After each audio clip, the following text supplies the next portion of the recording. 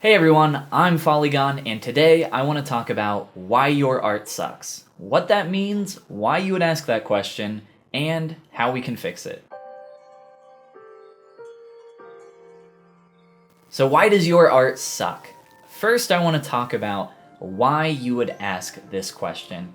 And the obvious is, well, I think my art sucks. But in reality, it's that you have a desire to improve. And you think, or at least feel like right now, that your art isn't good enough or where you want it to be. And maybe that's absolutely true, but I want you to know that that's totally okay. So if you guys remember my poop sandwich video, that was a little bit of an analogy for kind of how you go about starting something new and following that path of improvement. So you start off making this extremely poopy sandwich whenever you start something new.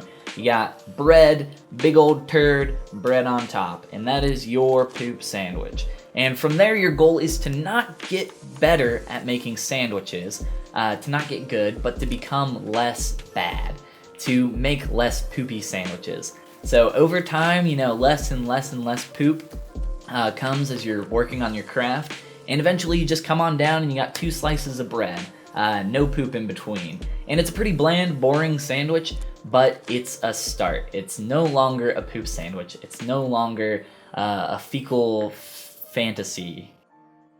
So why does your art suck?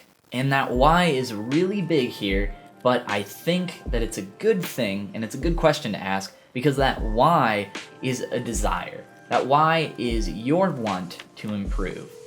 And if you're asking the question, why does my art suck, then I think you're kind of in this early stage of figuring out your poop sandwich and how to scrape all that junk off of there to get to that 2 bread stage kind of a scenario where you can kind of have your fundamentals down a little bit more than you do now and be able to kind of practice and experiment and go from there.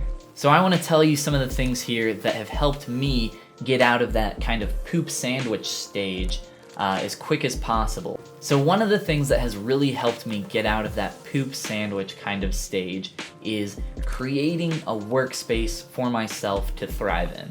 So for me, that looks like preparing stuff for future me.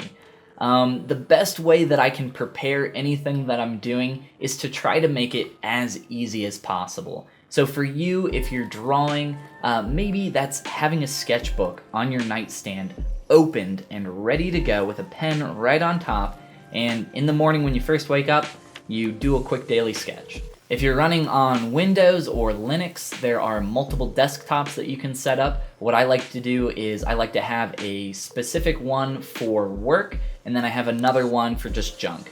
And I keep those very separated, so throughout the day I am always on the work desktop. Maybe during the lunch break, if I end up staying here on my machine and working through, and I just want to take like a quick 15-minute break, I'll go over there to watch like a video on YouTube. But I never do that on my work desktop. I keep these 2 things very separated. So create your workspace and make things as easy as possible for future you. So I want this whole video to kind of exist as a little motivation bubble. Not necessarily motivation for you, but maybe and hopefully the ability for you to motivate yourself. So for me, motivation is a very internal thing. Motivation is big picture. A lot of the time people say motivation and inspiration interchangeably. Like they're synonyms, which they kind of are, but at least for me, like I said, motivation is big picture, internal, and inspiration is more short-lived and external. So I recently saw a trailer for the film Valerian and the City of a Thousand Planets, I believe is what it's called. I've never read any of the graphic novels, but the trailer for the film looked amazing. A lot of the creatures in it were super cool and very inspiring. And I use that word very selectively there. I wasn't motivated by the film, I was inspired by it. I would love to incorporate some of the characters or creatures, some of the design language that they used in that film. They looked really cool. I wanted to bring some of that into my own work. And from that, I was very inspired. Motivation is more of an internal, big picture sort of thing, where inspiration is an external, short-lived kind of thing. I am inspired by a film to take its creatures or characters and maybe incorporate some of that design language into something that I would like to sculpt later. But motivation for me, like I said, is a lot different. Motivation is me just kind of getting up every day and getting to work and practicing and disciplining myself. I think the key word here is discipline, which a lot of people look at as maybe like a negative or a bad thing. You discipline your dog when it does something it's not supposed to. But in reality, I think discipline is also positive. When you tell your dog to sit and it does, you discipline that dog by being positive and petting it. The same thing happens with us. We discipline ourselves to improve and try to get better at things. So motivation is disciplined. It's something that you kind of have to exercise and work on. There's a reason why New Year's resolutions do not work, and that's because you're introducing this huge change into your life, and that might work for a little bit, but long term, you're probably gonna have some trouble transitioning into that. That's why in January there's this huge spike at the gym in attendance and number of people showing up. But 3 months later, the gym is right back to normal. So the introduction of big changes, I think, is a bad idea for what you're trying to do, which is improve. Big changes aren't going to last. Instead, take small little changes that you can take into your life to make the thing that you're doing now or the thing that you want to do become second nature. Doing a daily sketchbook or sculpt book or whatever you want to do, that could be a little daunting at first. So maybe you want to start like once a week, or try twice a week, or 3 times a week.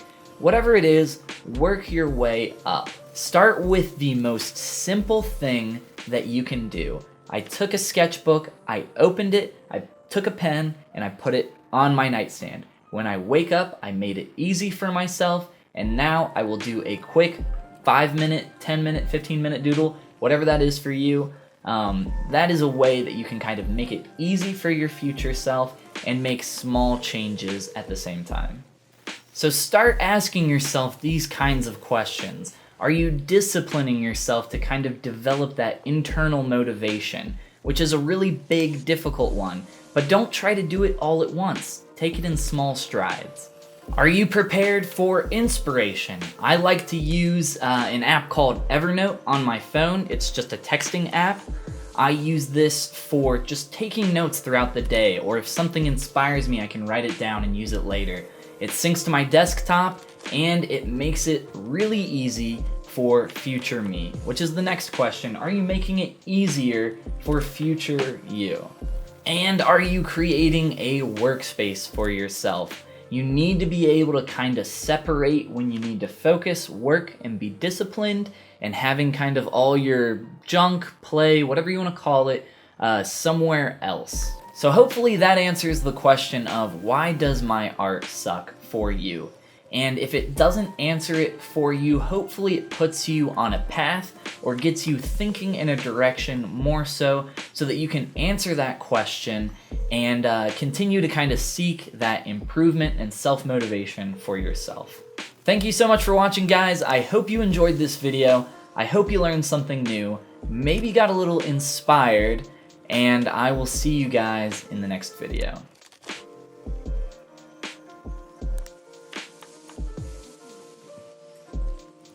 Yeah, I'm getting really good making these awesome, delicious sandwiches, and lift up the lettuce, and oh, there's a big old turd right under there. And are you a poop sandwich? Am I a poop sandwich?